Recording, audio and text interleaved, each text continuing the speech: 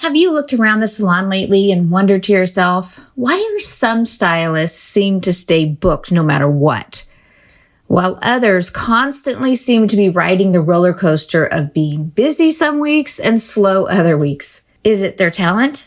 Or maybe it's just luck? Oh, it's got to be social media, right? Or is it something else entirely?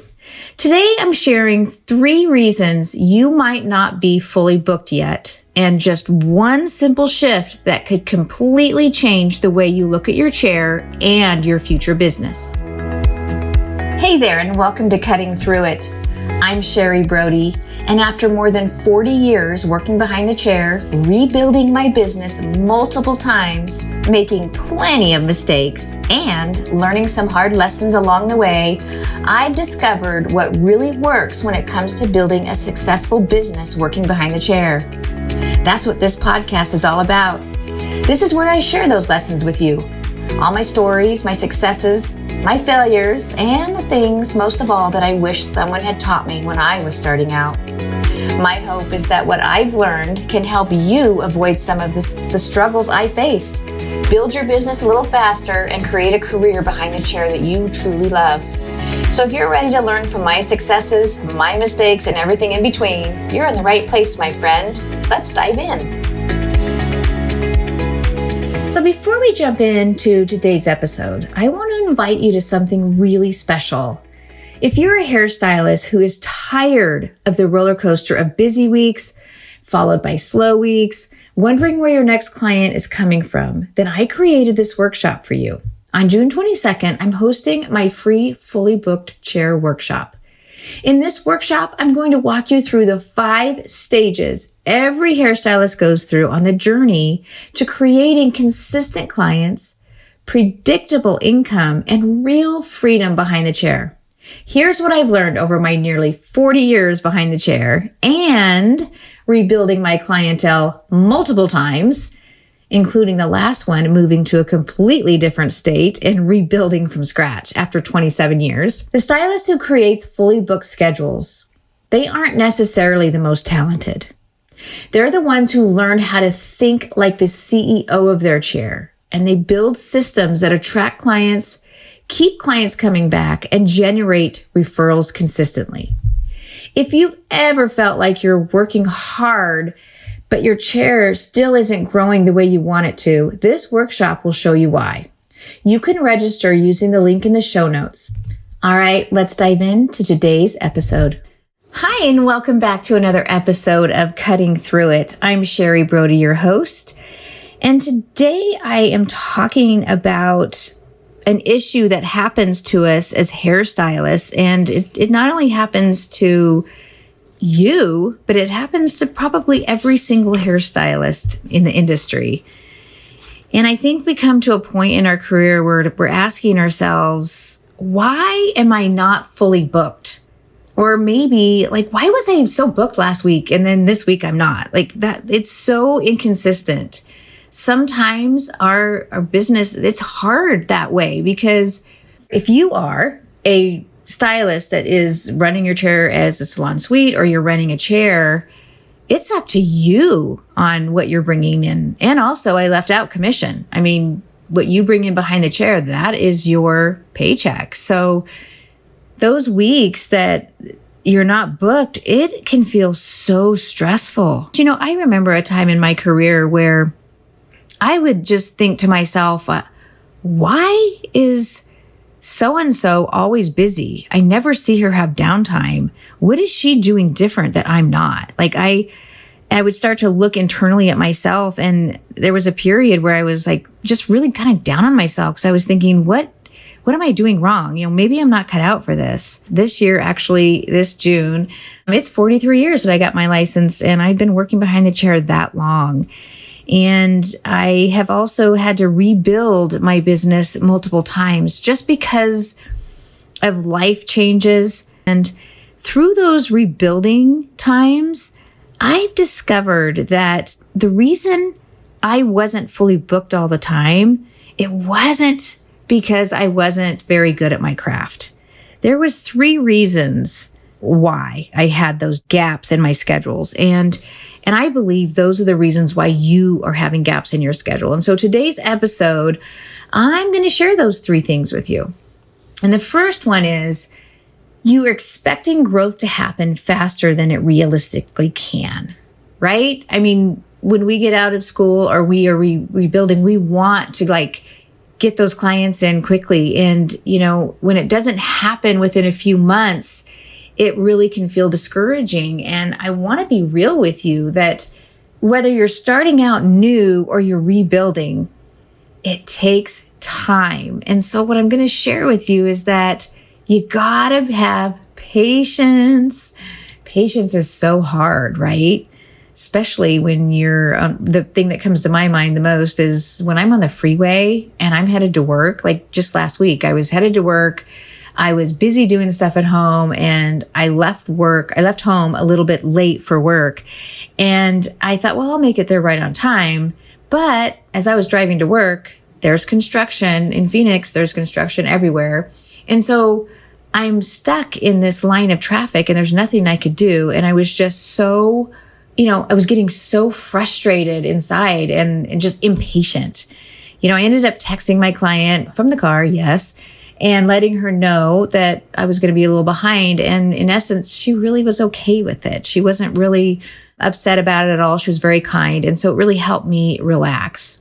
And I feel like if you as a hairstylist can just go into it knowing it takes time. It takes time to build and it takes time to grow, especially if you're brand new in the industry. If you're rebuilding, it can take a while. It can take up to a year really till you're just really back on solid footing. But it really takes patience because when we're not patient, we start doing things that are not really cool. So the first thing that I want to encourage you with is that for clients to trust you, it takes time. Client comes to you for the first time, you want to give them a really good experience and you want them to come back. Then the next time they come in, you want to make sure you give them consistent work and another great experience. And this builds their trust in you. And by the 3rd time, you've built their trust. And this is where your reputation starts to happen. And that's another one that takes time is your reputation. Each client that sits in your chair is your reputation walking out the door. So whenever a client sits in your chair, be thinking about what kind of experience am I giving them? Am I giving them an experience for them to remember? And am I giving them an experience for them to share with somebody else?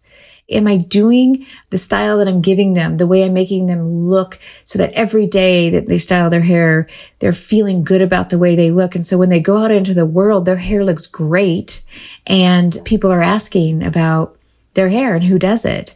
And when you build up your reputation, then eventually that reputation, it speaks for itself and you start just getting clients in because you've built a strong reputation. But that takes time. And at first it takes building trust with each one of your clients. So I share that with you because, most hairstylists, you underestimate how long it takes to build a loyal clientele. Time. You see, guys, clients remember more about how you made them feel than anything at all. And also I've heard this one statement one time and it really resonated with me that I think it really clicks here, that maybe it drives it home with you a little bit more, is that clients aren't just buying hair services from you. They're buying trust in you. You want every client that sits in your chair to leave feeling like she really did a great job. I really felt comfortable in her chair. I really felt like she was confident. She really delivered what she shared with me that she could. And she gave me really what I wanted. Even if you ended up, like on our past episodes, we talked about consultation and how sometimes our clients come in with an expectation and a request of a hairstyle that isn't going to work for them. If you've done good on your consultation and you've gained their trust, and you've given them something that they feel good in because it works for them, then you've become the leader of their hair journey. And in essence, you're building your reputation that they want to share about. I hope that all makes sense. So the second one is you focus on your craft more than you do your client experience. Great hair it's so important. Like, we've got to work on our skills. I'm not saying at all that your skills aren't important working behind the chair. In fact, this a lot of times gets a client in your chair. It helps them find you. Maybe they saw somebody walking down the street. I know for me, when I'm out into the world and I see a fantastic short haircut on somebody, or a really great bob, or just even a great haircut in general. I'm more of a precision hair cutter, and so I notice those things. That is a head turner for me. Sometimes I'll stop them and just because I'm curious where they got it cut. That's what you want with the services that you put on somebody's hair. You want to create great hair. But more importantly, you want to create a great experience too that gets them back in your chair. Because honestly, I can say throughout my career, I've worked with some fabulous, very, very talented hairstylists in my day.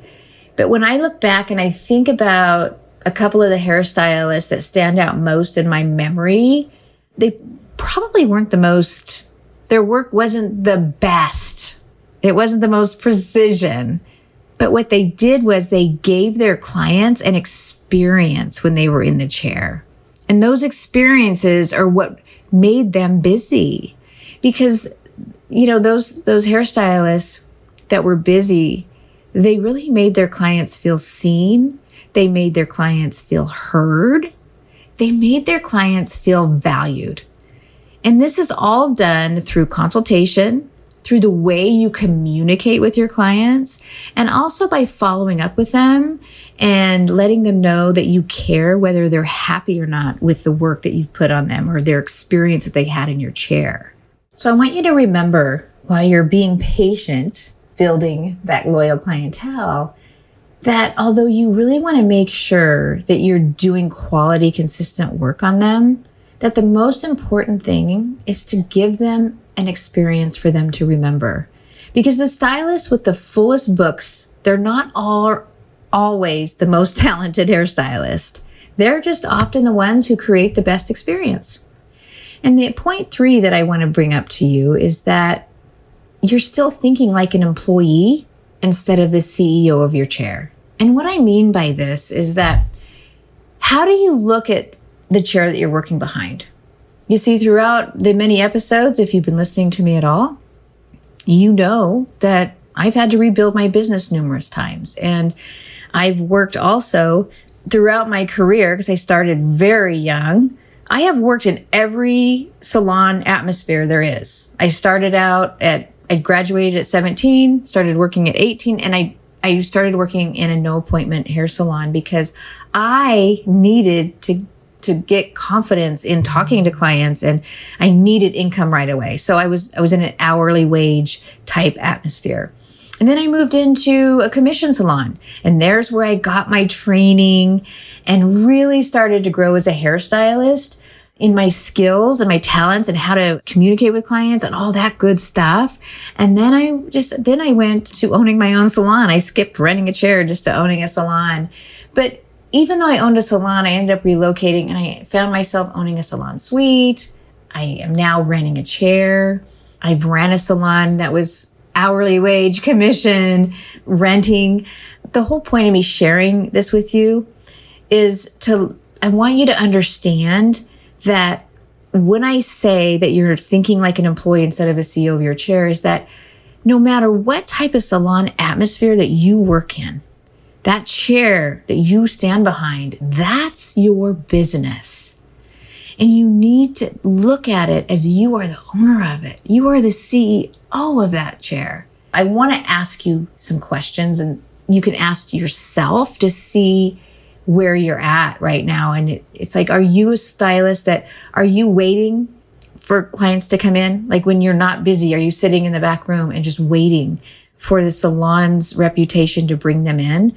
Although that's important. Most importantly, yes, you want to be in a salon that has a great reputation because it helps you get started, and that does help. But are you expecting the salon and the salon owner to build you and to market you? Are you just waiting for the walk-ins to come in? And if you're there for a little while and nobody's come in, you leave and say, hey, call me if somebody walks in. You're not thinking like an owner. You're just acting like an employee.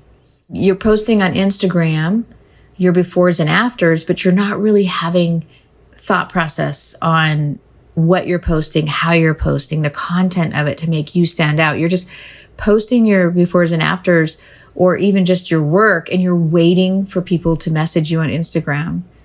But also, like, when you're an employee, you're just always waiting for someone else to fix the problem. You're always looking at maybe the reasons why you're not busy. You're making excuses. And I don't say this at all because I'm condemning you or I want to make you feel bad. I bring this to your attention because when I share these things, anything that I share on this podcast, it comes from my experience behind the chair.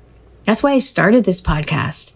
I was that girl. I believed the salon owner was responsible for getting clients in my chair. I waited in the back room for those clients to come in. And so I share that with you because I want you to think more about a CEO of a business, of your chair, the owner of your chair. And these are some things that an owner of a business thinks of.